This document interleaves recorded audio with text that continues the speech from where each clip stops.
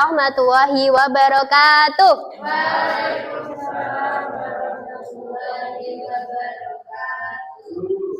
Selamat siang semuanya. Masih semangat apa ngantuk? Es breaking dulu. Ayo tepuk sakinah ya. Minan. Ayo Mbak Meli didampingi Mbak Meli. Ayo Mbak Meli ayo. Berpasangan. Janji koko. Saling cinta, saling hormat, saling jaga, saling sayang. Musyawarah, tepuk sakinah.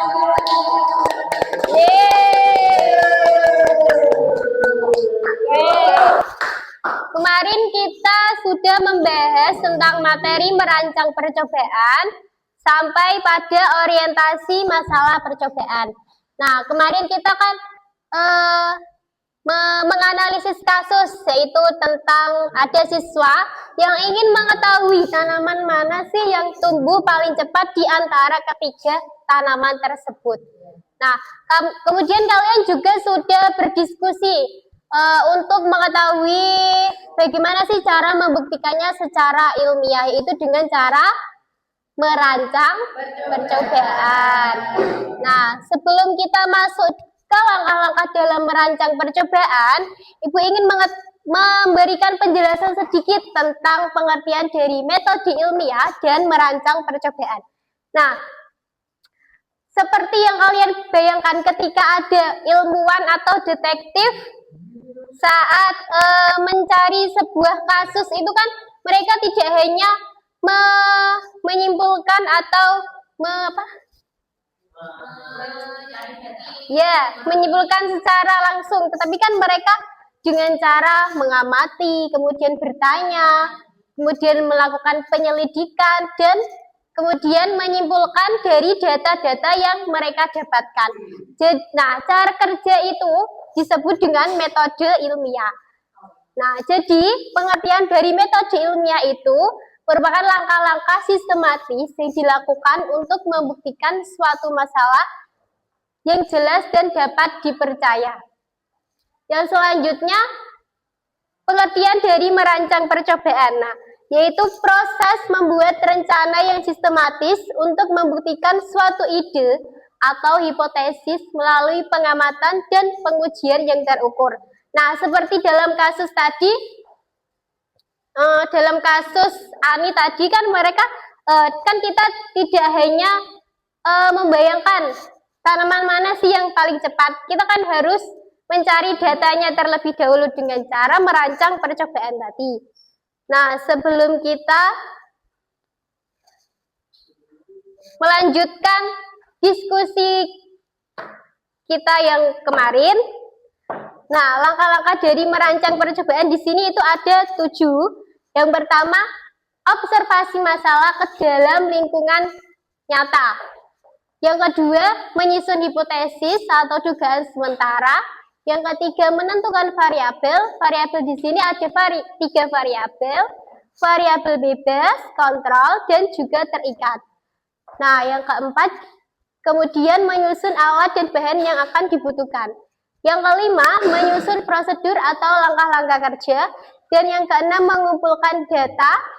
Dan yang ketujuh, terakhir, menarik kesimpulan dari data yang kalian dapatkan. Nah, sekarang Ibu akan membagikan LKPD yang kemarin sesuai dengan kelompoknya masing-masing. Dan nanti bisa dipresentasikan ke depan perwakilan satu kelompok.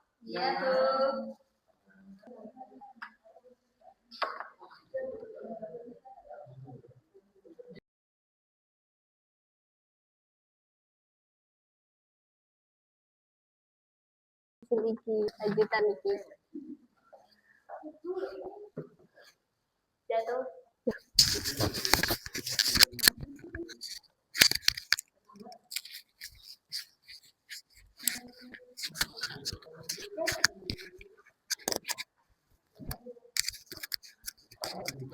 Ada yang masih kebingungan? Gimana?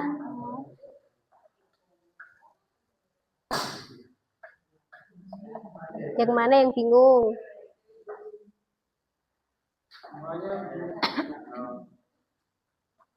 Semuanya. Ngapain? Ini menentukan dari 3 tanaman ini pertumbuhan mana yang paling cepat. Rancang percobaan. Ini tanaman kacang hijau, ini tomat, ini cabai. Dari ketiga tanaman tersebut.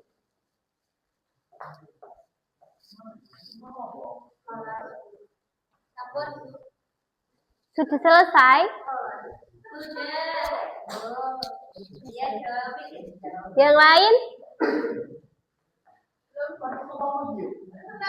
Presentasi ya, perwakilan dari kelompoknya Mbak Viva. Siapa ya? Silakan Mbak Viva. Ya.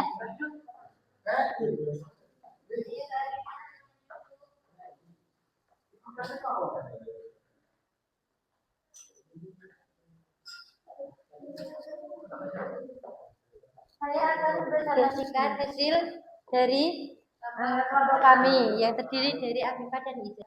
Itu yang pertama ada apa yang mempengaruhi perbedaan pertumbuhan tanaman, dan juga ada bagaimana perbedaan pertumbuhan dari ketiga tanaman tersebut.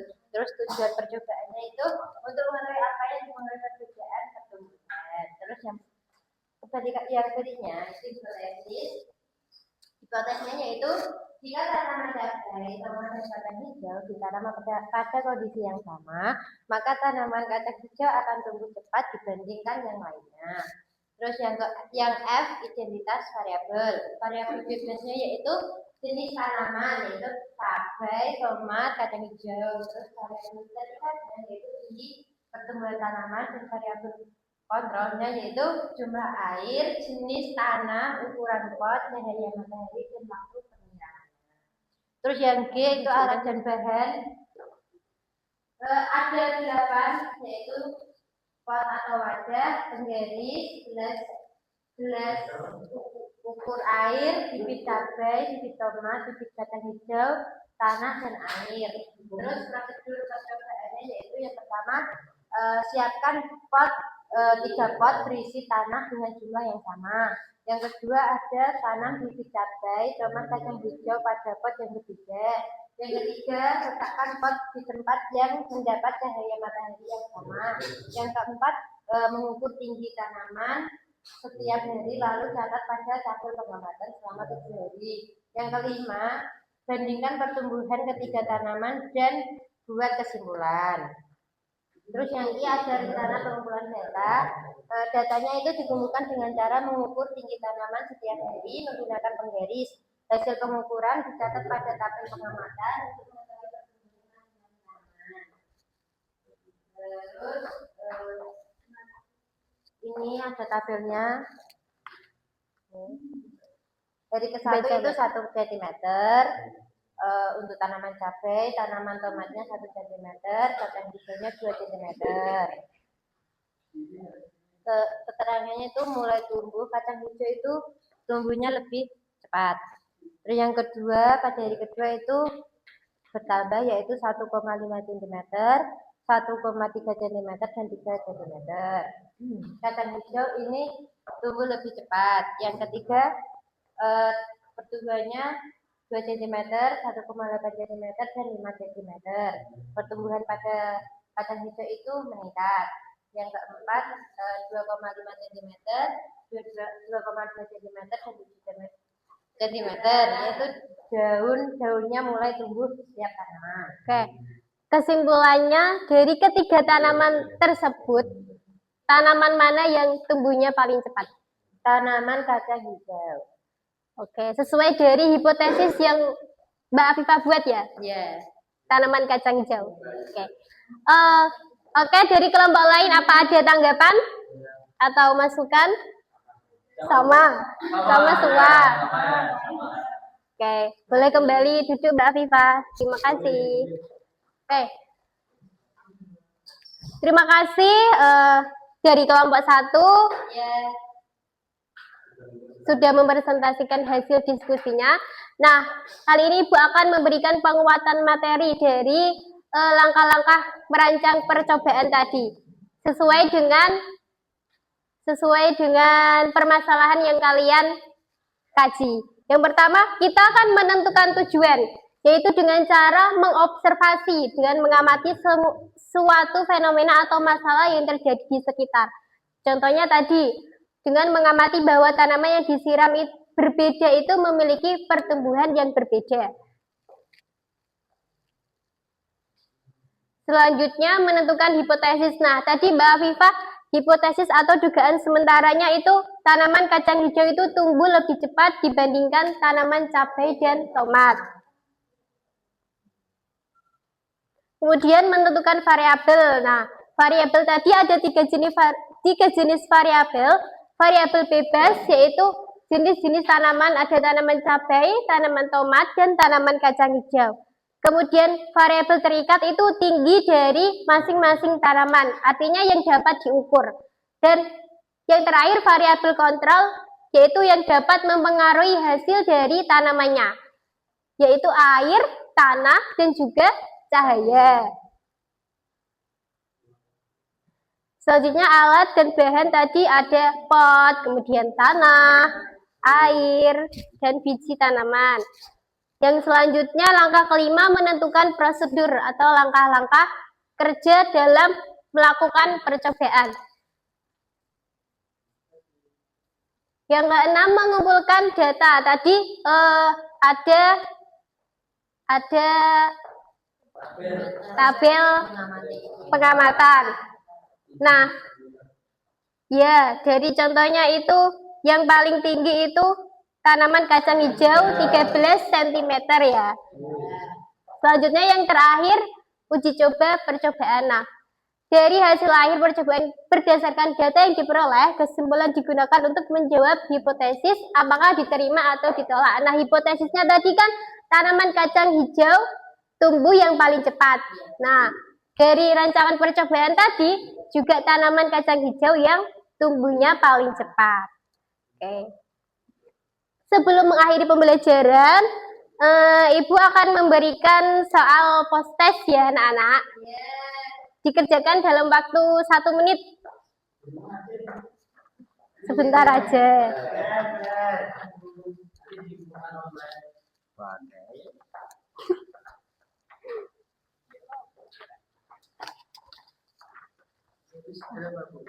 Loh, Dimas ganteng.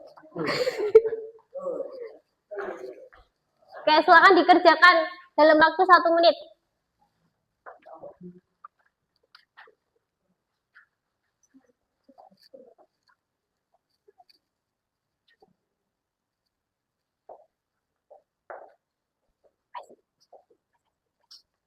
Sudah selesai Mas Dimas?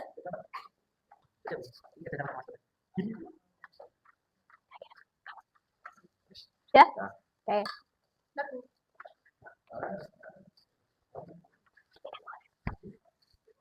Sudah selesai Mbak Zakia? Peserta sudah selesai?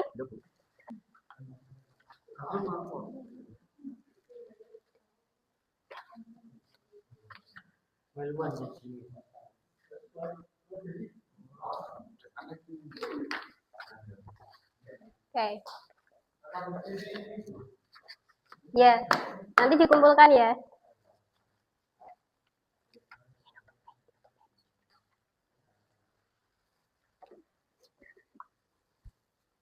Oke, ada yang mau menyimpulkan pembelajaran hari ini? Dimas, ayo Mas Dimas. Ayo Mas Dimas, boleh dibaca kesimpulannya? Oh, ini gimana? Kesimpulan tadi ini merancang percobaan itu sangat membantu kemudian memberikan data yang akurat dan menggunakan dalam kesimpulan. Tentunya kita kalau akan melakukan percobaan itu tidak hanya asal-asalan saja ya, tetapi harus dirancang sesuai dengan prosedur ilmiah ya. Oke, mungkin cukup sekian pembelajaran hari ini. Ibu tutup, mohon maaf jika ada salah kata. Wabillahi taufik wal hidayah. Wassalamualaikum warahmatullahi wabarakatuh. Waalaikumsalam warahmatullahi